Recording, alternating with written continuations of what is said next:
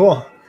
So we are live here with Bobbi Jo. She is the creator of StarDust Fest, where we're at now. We're upstairs.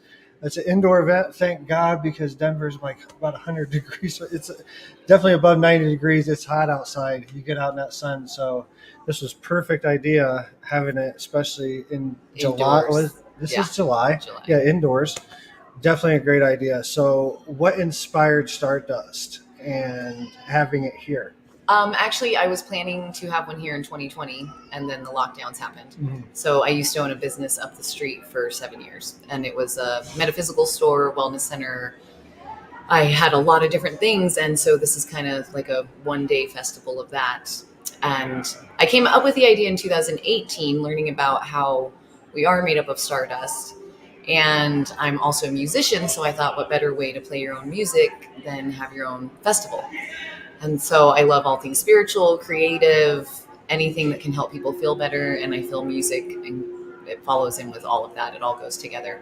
So I had my first Stardust Fest in Deadwood in March, and it went really well. And I thought, why not try it again in Golden? Because I used to live here and see what's going on. And I know the owner of who has the venue space, and it felt like I was supposed to do it. This is beautiful. So yeah, we're at the Buffalo Rose.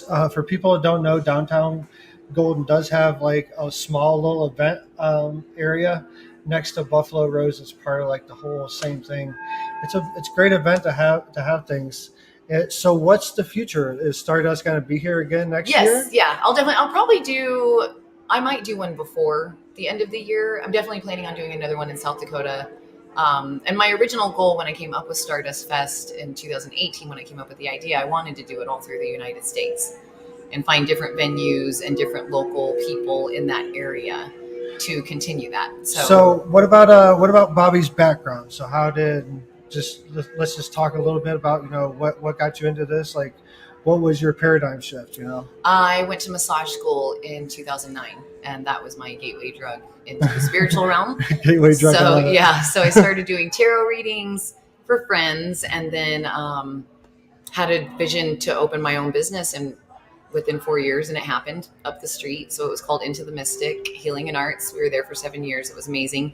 And through the course of having that business, I started realizing my psychic abilities, my tarot abilities. I became a medium. I just started taking all these classes at my business and kept things going and just kept growing, and then channeling, and then doing public speaking. And I used to speak at these other conferences called Star Knowledge Conference. And so I was the MC for 5 of those events. Plus I was a guest speaker and would do classes. I also play sound bowls. I do sound therapy, meditation classes as well.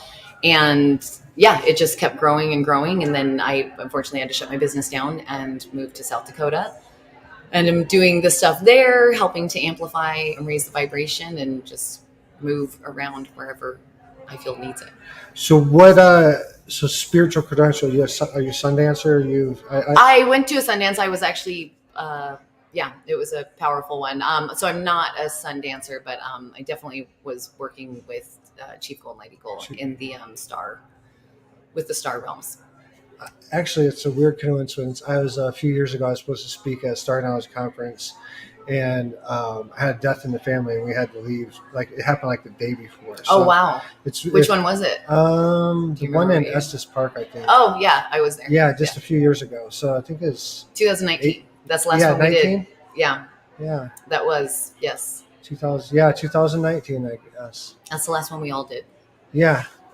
So, what's your message for the people? And what's the vibe of Stardust Fest?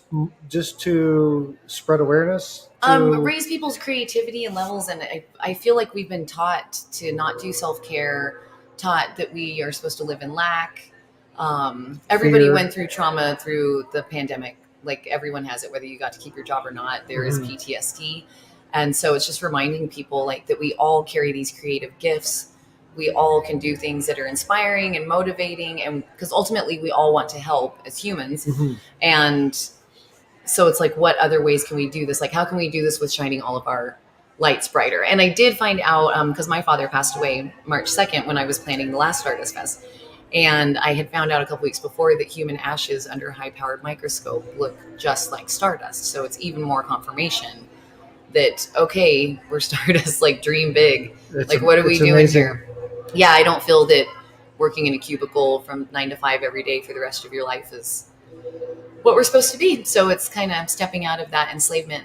So basically, just remind us that we're more than physical. Correct. Yes. Cool. Yeah. There's so much more to it. So what's your message for the people? My message for the people is keep shining bright, keep bringing your light into the world as much as you possibly can, because we need more of that. Beautiful. Thanks for being on. Yay, Thanks for taking the time. Yes, thank you so much for sharing with my audience and everything and getting the word out there. Yeah. So if you're in Golden and man, you got just over 4 hours left to make it down here. If you're in Denver, you can make it over here, Lakewood. Well, the expo ends at 4. Go ahead. And then the concert starts at 6. All right. So I'll be performing. There it is. And how late's it going? The concert will end around 9:40. It's like 10. So when the stars come out. So yes. Yeah. So come down here and check out StarDust Fest. Big shout out to Bobbi, my friend. Thank you so much. Thanks for having me. Yes, thank you. Appreciate it. Thank you.